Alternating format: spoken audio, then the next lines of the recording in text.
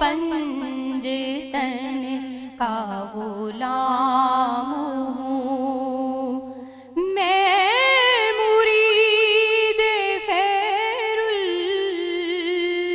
الانام ہوں، میں تو پنجتن کا غلام ہوں، میں تو پنجتن کا غلام ہوں۔ مجھے عشق ان کی گلی سے ہے، مجھے عشق ان کے وطن سے ہے، مجھے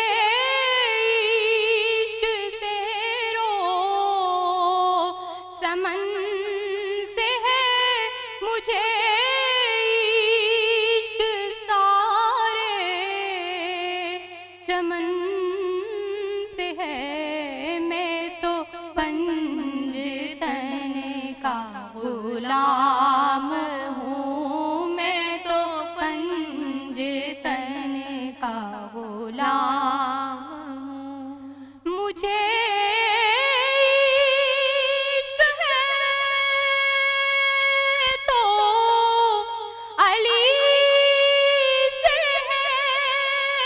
مجھے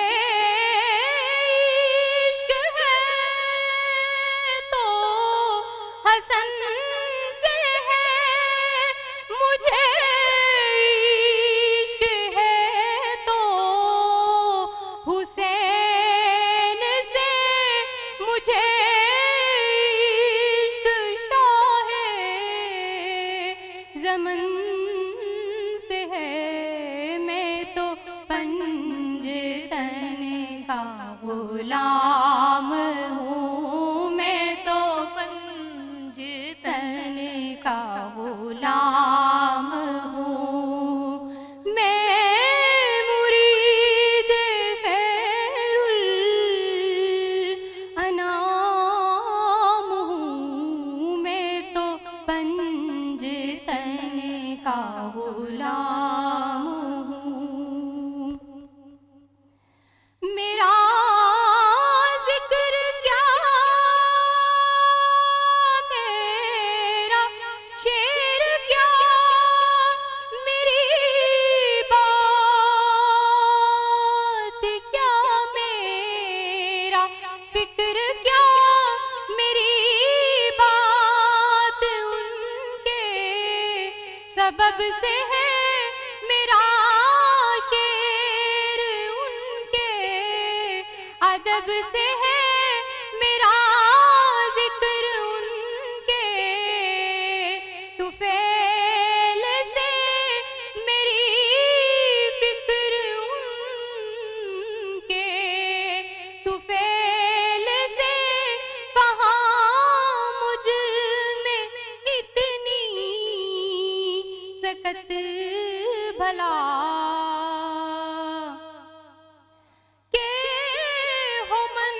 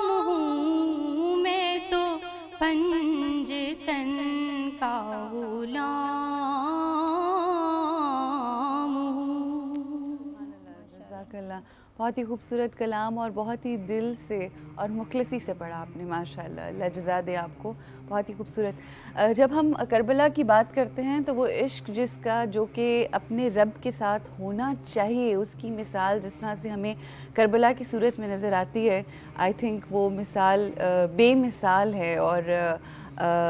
بہت ہی خوبصورتی سے آپ نے اس کا اظہار کیا اور پڑھایا، بتایا اور سنایا ہمیں، اللہ میاں جزا دے آپ کو۔ نورید، آپ سے ایک بہت ہی اہم سوال ہے، کیونکہ جب ہم اہل بیت کا تذکرہ کرتے ہیں، اہل بیت علیہ السلام کا، تو ہم دیکھتے ہیں کہ جو خواتین ہیں، جو جس طرح سے خاتون جنت جناب بی بی فاطمہ الزہرا سلام اللہ علیہا، ان کے حوالے سے کہ بہت سی قربانیاں ہیں، اور جس طرح کی ٹریننگ انہوں نے اپنے بچوں کو دی، اس حوالے سے ہم چاہیں گے کہ ان قربانیوں کا تذکرہ کریں اور دیکھنے والوں کو ذرا بتائیے اور شیئر کیجیے ان کے ساتھ۔ جی عروج، یہ بات نبی کریم صلی اللہ علیہ وآلہ وسلم کی حیات مقدسہ میں ہی جبریل امین علیہ السلام آپ صلی اللہ علیہ وآلہ وسلم کو بتا چکے تھے کہ کربلا کے میدان میں امام حسین علیہ السلام کو ان کے خانوادے کے ساتھ شہید کیا جائے گا، اور یہ بات نبی کریم صلی اللہ علیہ وآلہ وسلم کے تھرو امہات المومنین تک بھی پہنچی، بلکہ سیدہ ام سلمہ رضی اللہ تعالیٰ عنہ کو آپ صلی اللہ علیہ وآلہ وسلم نے جبریل امین کی دی ہوئی وہ مٹی خاک ایک بوتل میں دی، شیشے کی ایک بوتل میں، اور کہا کہ ام سلمہ اس کو سنبھال کے رکھ لیجئے، جس دن یہ خون میں تبدیل ہو جائے گی آپ سمجھ لیجئے گا میرا بیٹا حسین شہید کر دیا گیا ہے۔ تو اس میں حکمت تو یہ تھی کہ سیدہ ام سلمہ رضی اللہ تعالیٰ عنہ ہی اس وقت تک صاحب حیات تھیں، اور جو بات آپ نے قربانی کی ہے وہ سیدہ فاطمہ الزہرا رضی اللہ تعالیٰ عنہ کو مکہ سے ہی تیار کیا جا رہا تھا۔ جس گود میں امام حسین علیہ السلام کو پروان چڑھنا تھا، پہلے انہوں نے دیکھا کہ میرے بابا جان کی راہ میں کانٹے بچھائے جا رہے ہیں، وہ سجدے میں ہیں، ان کی پشت انور پر اونٹ کی اوجڑی ڈالی جا رہی ہے، وہ اپنے ننھے ننھے ہاتھوں سے ہٹاتی ہیں اور وہ روتی بھی ہیں کیونکہ وہ 5 سال کی تھیں۔ پھر اس کے بعد ہم دیکھتے ہیں کہ شیب ابی طالب میں 3 سال انہوں نے گزارے، اور ہم آج اپنے بچوں کی ڈائٹ کے لیے اتنے کانشیس ہوتے ہیں، اس وقت ان کا کھانا پینا جو ہے وہ جڑی بوٹیاں تھیں اور فاقے تھے اور دن رات کی صحبتیں تھیں۔ وہ ان قربانیوں کے بعد جب سیدہ کی گود میں امام حسن اور امام حسین علیہ السلام پروان چڑھتے ہیں تو پھر کئی چاند ان کے گھر میں چولہا نہیں جلتا، کئی دن تک مسلسل فاقے رہتے ہیں۔ یہ ان کربلا کی قربانیوں کی تیاری تھی جو کہ سیدہ نے اس وقت میں کی۔ اور پھر ہم دیکھتے ہیں امام حسین علیہ السلام نے جو خواتین کا آپ نے ذکر کیا اس حوالے سے کہ سیدہ زینب سلام اللہ علیہا جو ان کی بہن بھی ہیں اور آپ صلی اللہ علیہ وآلہ وسلم کی نواسی ہیں، ان کی آواز مکہ میں اور ان کی آواز مدینہ میں کبھی کسی نے سنی نہ تھی۔ بے شک بے شک۔ اور جب ہم قرآن کریم کو کھولتے ہیں، جو بات ہم نے سٹارٹ میں کی کہ ہم دعویٰ تو عشق کا کرتے ہیں مگر ہم خرچ نہیں کرتے، اور قرآن کہتا ہے وَمِمَّا رَزَقْنَاهُمْ يُنْفِقُونَ، کہ وہ ایمان والے ایسے لوگ ہیں جو ہم نے انہیں جو کچھ بھی عطا کیا ہے وہ اس میں سے بچا کے نہیں رکھتے بلکہ میری راہ میں خرچ کر دیتے ہیں۔ تو اس سارے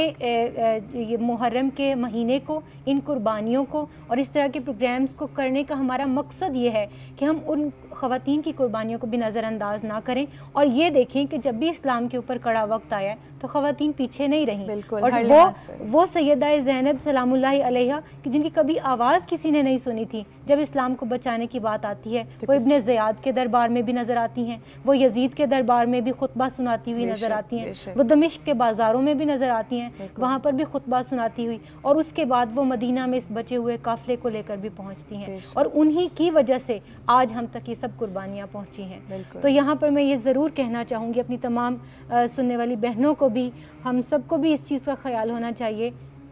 کہ جب بھی اسلام کے بچاؤ کی بات آئے، اقامت دین کی بات آئے، تبلیغ و ارشاد کی بات آئے تو ہمیں اپنی صلاحیتوں کو بچا کے نہیں رکھنا چاہیے، ہمیں اپنا مال، اپنی جان، اپنی اولاد، اپنا منصب، اپنا شعور، جو کچھ اللہ تعالیٰ نے دیا ہے وہ مما رزقناہم ینفقون کے زمرے میں آتا ہے کہ جو کچھ عطا ہوا ہے اس میں سے خرچ کریں، تھوڑا ہے تو اس میں سے تھوڑا خرچ کریں، زیادہ ہے تو اس میں سے زیادہ خرچ کریں، کیونکہ کل کو ہمیں ان ہستیوں کے سامنے شرمسار نہ ہونا پڑے۔ بالکل، اور بڑی خوبصورتی سے آپ نے بیان کیا، جہاد 2 قسم کے ہوتے ہیں، ایک جہاد وہ ہوتا ہے جو سرحدوں پہ جا کر اپنے دشمنوں کے ساتھ حق کی جنگ کے لیے لڑا جاتا ہے، اور ایک جہاد وہ ہوتا ہے جو ایون گھروں میں رہ کے، میرا خیال ہے کہ آج کل کی خواتین کے لیے اپنے بچوں کی صحیح طریقے سے ٹریننگ دینا، ان کو تربیت دینا اور وہ جو حق ہے ادا کرنا بحیثیت ماں، بحیثیت والدین، میرا خیال ہے وہ بھی آج کل کے زمانے میں ایک بہت بڑا جہاد ہے. جبکہ ہم دیکھتے ہیں کہ مغربی طاقتیں اور